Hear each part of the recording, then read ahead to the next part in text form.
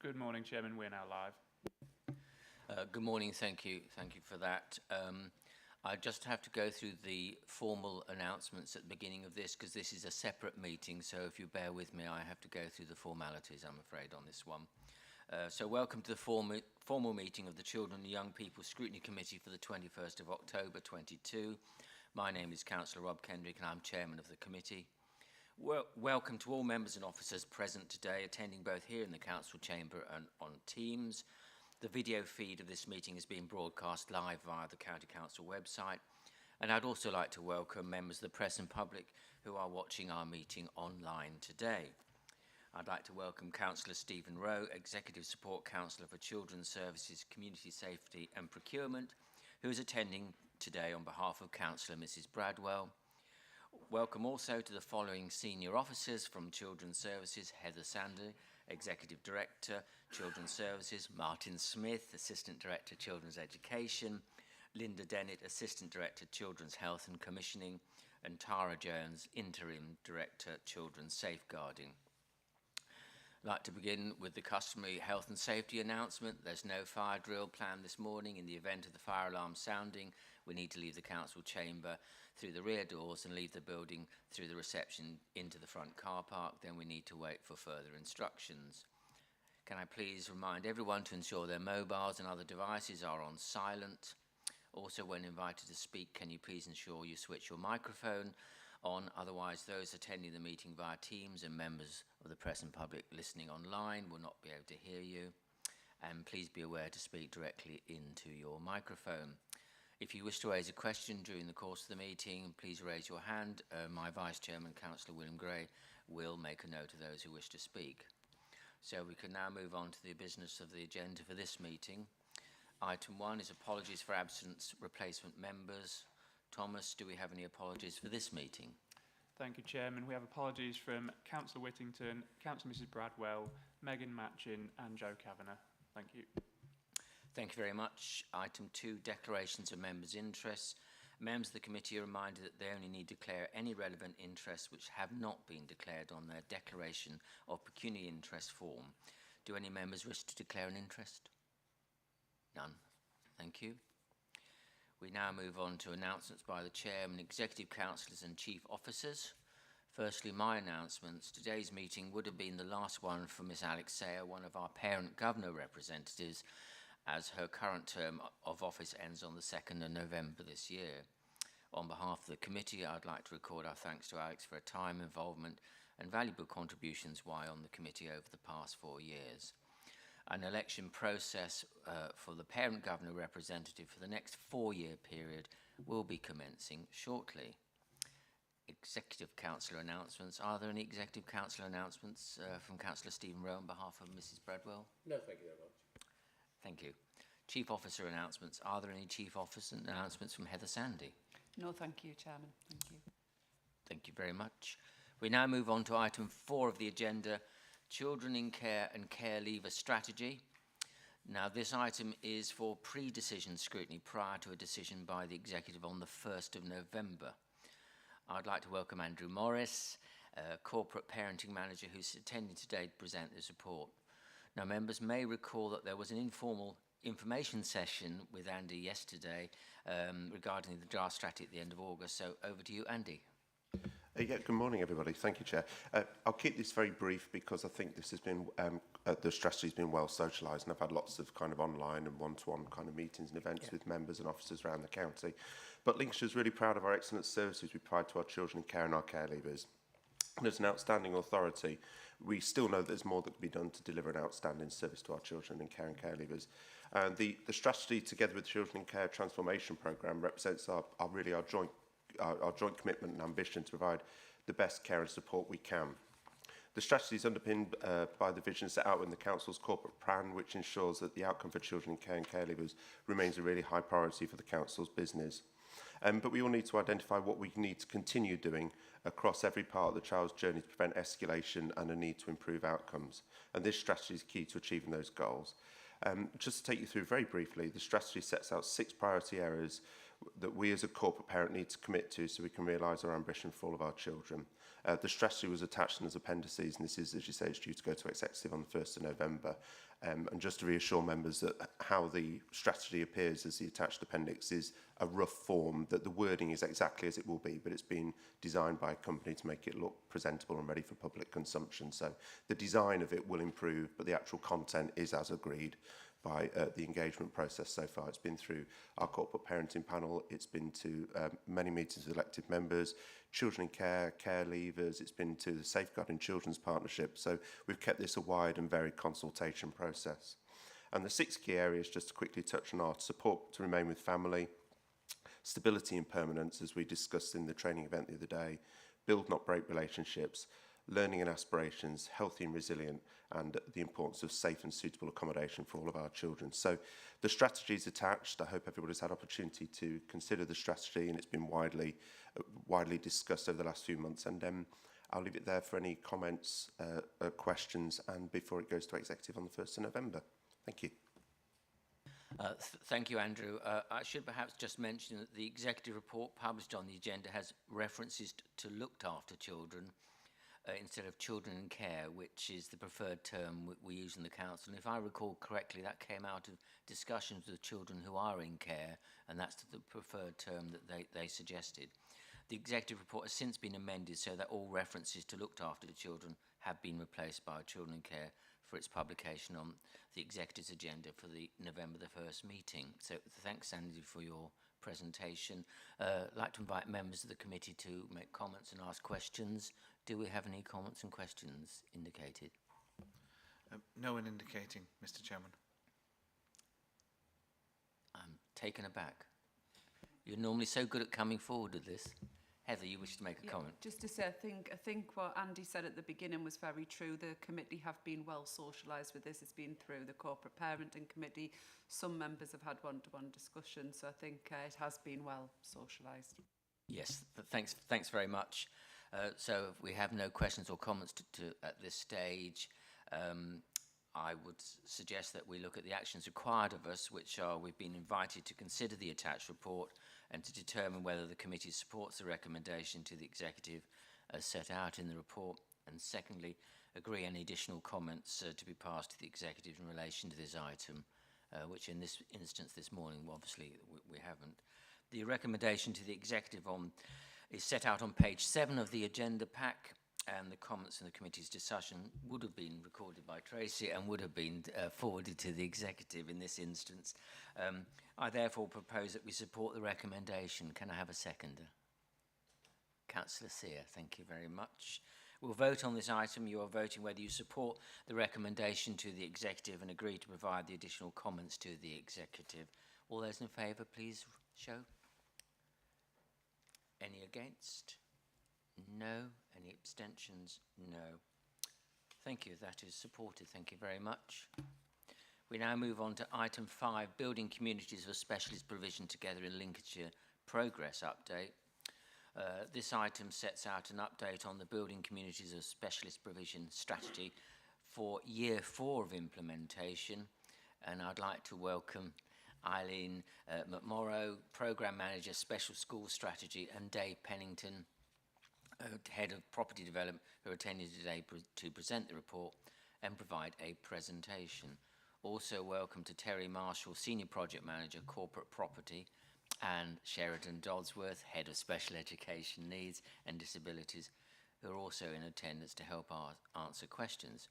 So it's now over to Eileen and Dave. Thank you, Mr. Chairman. I believe this is the 4th time we've provided an update now to Scrutiny Committee.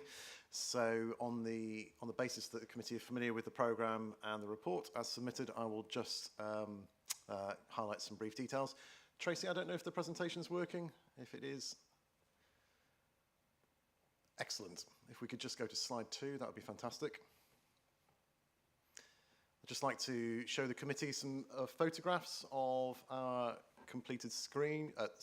So as you can see, we have 4 completed projects. So top left, you've got Boston Endeavour, and working around the screen, Louth St Bernard's, Bourne Willoughby Academy, and Spilsby the Earsby. And hopefully the committee can appreciate the enormous amount of effort that's gone into getting this far, and the fantastic progress that we've made. And just a highlight from some of the schools and the head teachers so far is that this has transformed educational outcomes for the children concerned, and we are really pleased that we've been able to get this far.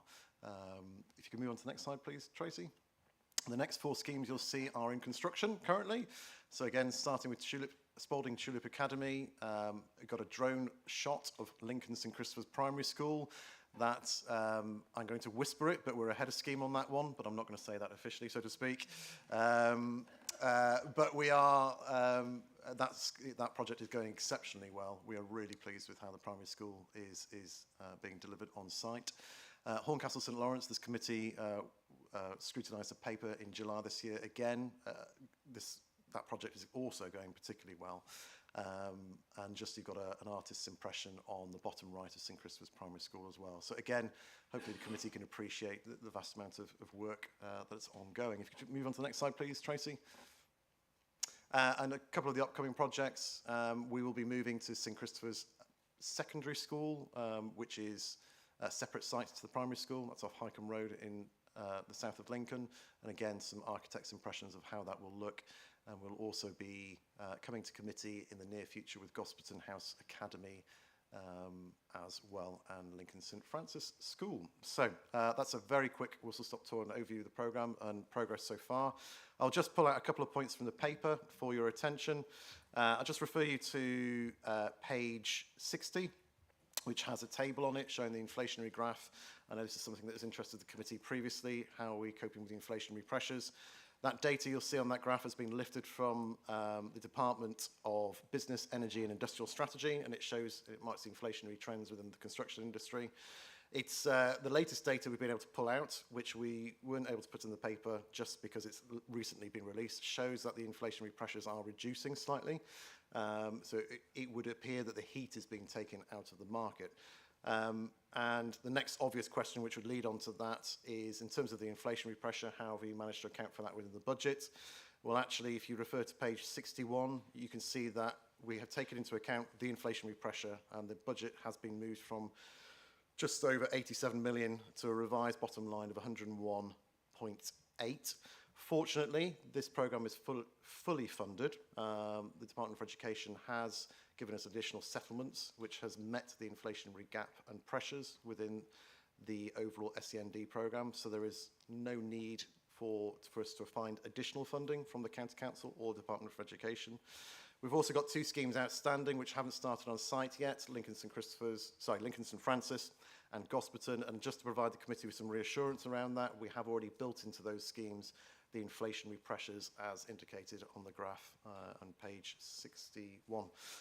So as it stands as of today, short of things not going horribly wrong in Russia and Ukraine, I don't believe we will experience any further headwinds. But this year has been extraordinary, so all bets are off. But over to Eileen. Thank you very much, Dave. So I will just update the committee on the supporting systems which have also been progressing over the last 12 months. Starting off with the workforce development, obviously we have updated the committee quite recently on the workforce development progress. So to bring you further up to date from July, the induction level content has now been fully developed, quality assured and uploaded.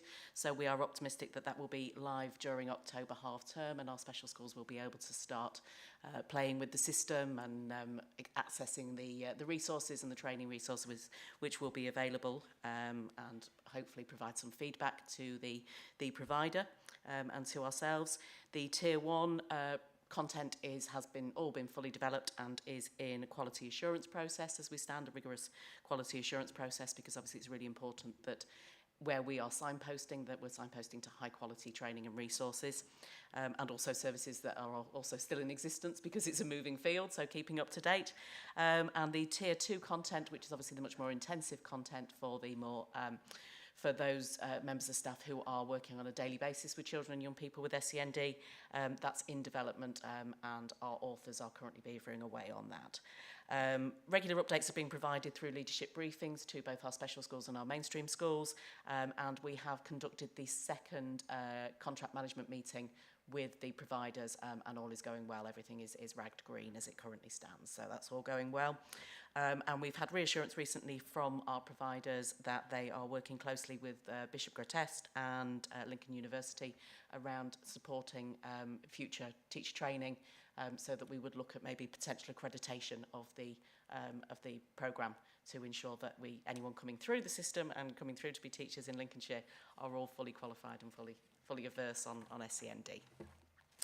As far as our health progress, our health work stream is developing and making progress, working in partnership with our health colleagues to develop an ongoing framework of clinical support for children and young people with complex medical needs so that they can attend their nearest school. Obviously, we have a system in Lincolnshire that the St Francis work hasn't been completed, so many children are still attending St Francis from other parts of the county. So obviously we're hoping to move to a system whereby children can attend their nearest school and will be confident that their complex medical needs can be met without any clinical risk. There is a detailed programme of work ongoing at the moment, which is involving a series of interviews with our special schools who are currently meeting needs of children with complex medical needs without a dedicated nursing team, so that we can look at how that model will look. We can establish a model that is safe and secure for this cohort. It's been really interesting, that piece of work, because what we're seeing is some really positive experience of special schools meeting the needs of children with complex medical needs without a nursing team on site at all times. So it will give us some food for thought when we're developing that model. And then in conclusion, just touching on the specialist equipment contract. It's the first year of the specialist equipment contract through NRS for our special schools. Had incredibly positive feedback, both in terms of response times and in terms of service. And significant cost savings have been identified for the schools. Just some examples: there's been a 67% cost saving on services, approximate 2/3 reduction on the cost of equipment, and, for example, one hoist costing 36% less than previous provider. So that's a real positive for our special schools in terms of their outlay for specialist equipment. So I think that concludes where we are with the supporting services. So I'd like to finish, and Dave and I will be happy to take any questions. Thanks very much, Dave and Eileen. I mean, I visited the Bourne and Boston sites for their openings, and I say how impressive they were. They're fantastic sites, and I'm sure all the other sites that are currently under construction will be to an equally good standard. And I think that's something we can be proud of as a council, that we provide first-class facilities. So thank you for all you're doing in that respect, and also for our links, I think, in developing teacher training, bringing them up to date with the latest techniques through our connections with the universities in Lincoln. I think that's, again, is a pioneering thing, I would guess, that Lincolnshire is doing. So it's very pleasurable to make all these positive comments as chairman of a committee. You know, it's one of the nice things about this committee, I always think. Anyway, moving on to questions. Do we have any questions for Dave and Eileen? Councillor Smith. Thank you, Chairman. You'll be relieved to know it's brief, because Dave's actually answered my first question. It's like he read my mind while I was typing it. On the issue of, well, not the issue, on the proposed medical offer, which is highlighted on page 63, I don't know what your view is, Chairman, but I think it would be prudent at an appropriate time if we were to have a paper on that when there's more detail available, because I suspect it's quite a large undertaking and quite complex, and I think we would do well to have some oversight on that so that we understand how it works in case anything comes up from parents potentially in future. But other than that, Chairman, as you've already said, some brilliant work going on for the buildings themselves, brilliant that SEND's being more embedded with staff and everything else. So just a very good report, and keep doing brilliant work. Thank you very much. Thank you, Councillor Smith. I think, Heather, you wish to come back on that? Yeah, if I can come in, and Eileen may correct me, but I do think it's an important point to make. It's not our health response, and it's not our decision. So the oversight, I think, we can do that through the updates, but it's actually the responsibility of LCHS? It's a combination of LCHS and LPFT. So it's the Community Health Trust and the Primary Care Trust, thank you, and he lost all my acronyms there, who need to make a decision about that. We obviously want to work with them and get that decision made correctly, but it's not a decision of the council. So I think we can bring it back in our updates, but in terms of decision making, it will go to other boards. Thanks very much. Do we have any further questions before we move on? No? Okay. Just to recap on the actions required of us, we've been asked to review and comment on the content of this report and the progress made between October 2021 and October this year, and secondly, to receive an update on Year 5 of the implementation in October 2023.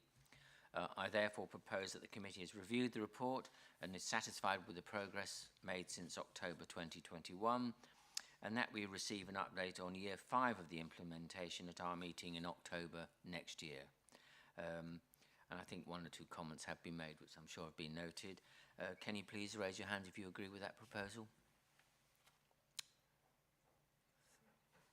That's agreed. Thanks very much. We now move on to item 6, which is the Children and Young People Scrutiny Work Programme. And this item sets out our work programme for 2022. And I'd like to invite Tracy Johnson, Senior Scrutiny Officer, to present the report. Over to you, Tracy. Thank you, Chairman. I just have one amendment to the published work programme to announce. The decision report on the Alternative Provision Key Stage 4 interim commissioning arrangements, which was due to come to the committee on the 13th of January, has been removed from the forward plan and the work programme as the decision is no longer required. Otherwise, it's just if any of the committee members have any further suggestions for the work programme. Thank you, Chairman. Thanks very much, Tracy. Do you have any ideas, suggestions, anybody wishes to submit? All happy by the looks of it? Yes, indeed. Thanks very much.